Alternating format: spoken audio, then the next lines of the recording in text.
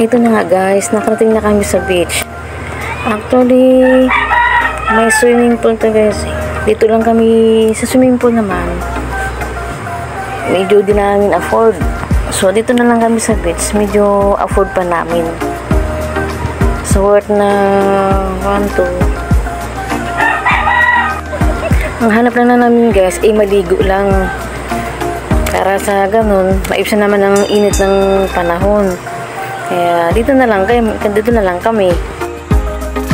Actually guys, wala namin sa plano ang maligo. Biglaan na lang ang ayaan. Kasi nga nakaramtan man ng init. Sobra init talaga guys. Grabe. Ang nabahaw namin guys, kamote at saka itlog. Kasi yun lang madaling lutuin. Tubig. Dito na kami bumili sa beach ng tubig. Alinagat magsamahan niyo ako. Isipin niyo na lang na magkakasama tayong maligo sa lugar na ito. Keep on watching guys.